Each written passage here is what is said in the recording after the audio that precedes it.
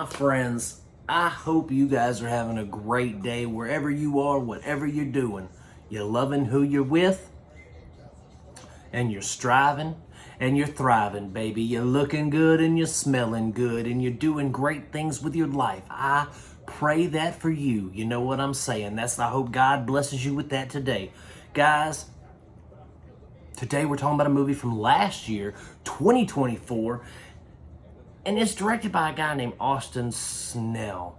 Now, this isn't going to be a kind review. This is probably going to be full of spoilers even, maybe, because we're going to talk about production quality and misleading advertisement on this bad boy. So buckle in, hit that like and subscribe button before we get started, and let's dive into They Call Her Death. I'm sitting there the other day, guys, flicking, and I see this movie called They Call Her Death. Now you look at the box art, you look at the poster. Before we started this review, you saw the poster.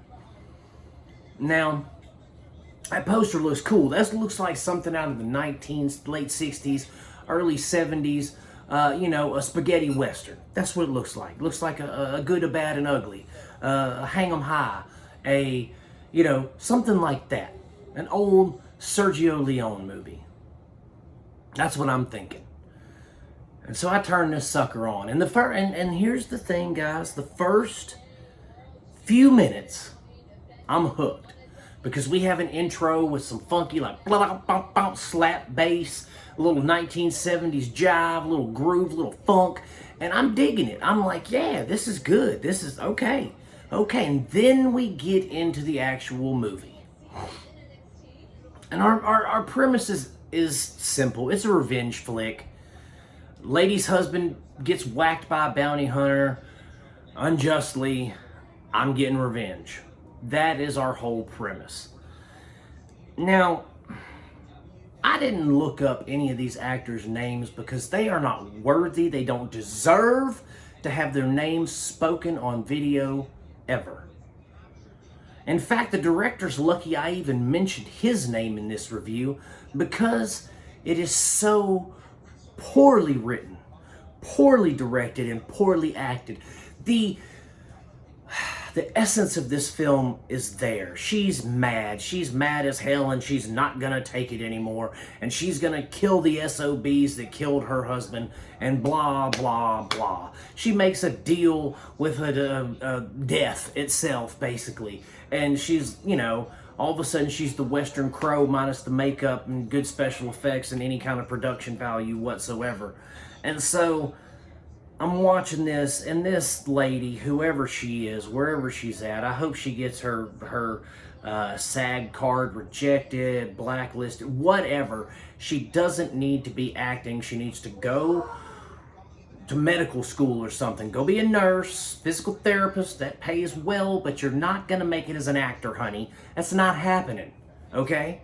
So nip that dream in the bud and go do something productive, because this ain't it. And then we have the only person who was a good actor in this was the guy who played the bounty hunter, and that's only because he had to play a chode. If he would have had to put any effort into actually portraying a character with any depth, I would tell him to never act again either. But you know what? I'd give him a second chance if he got another role in something. But I can almost guarantee you, after that, I would say, don't ever do it again, brother, because it's not worth it. It's not worth my pain or your pain of me talking about you. And then we have the special effects, guys. The special effects in this, those are actually the only good thing about it. The person who is dressed up as Death is believable. They look good. It's good makeup effects. It's all practical. But then they do some stupid, hokey BS with green screen, like fading in and out behind them. I mean, guys, this literally looked like if a kid had an 8mm camera, like it was shot on, because I believe they even say this at the beginning of the film, shot on 35mm, like that makes a difference, especially if you're going to give us such poor quality of filmmaking. And so I'm watching this and I'm like, this looks like something I made in high school. This looks like something that a middle schooler in the AV club would make with poor technology from the 1980s. There was a tape-to-tape used to edit this. You know what I mean? There wasn't any fancy software. And if it was made with any kind of technical grace or savvy, I could forgive some things because, you know, the editing, you're doing it with dated technology. But you didn't put any effort into this. This film felt like there was no effort whatsoever put into it. The fact that this is on AMC Plus and Shudder, like, when did Shudder just start handing out money to people to make garbage? Because if that's the case, I got a couple of movies I want to make. Because this should have never seen the light of day. This guy should have written this script. He should have put it in the mailbox, mailed it to himself, and then never opened it. Ever. That way he could copyright it and the world would never have to see it and it'd still be his. Because it was trash. And I can't believe that I wasted an hour and 20 something minutes of my life on this contrived, pretentious, poorly made piece of garbage.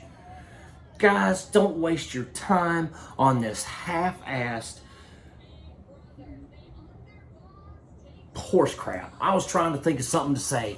I was trying to think of something witty and clever to say, but there's nothing witty and clever to say about this piece of garbage.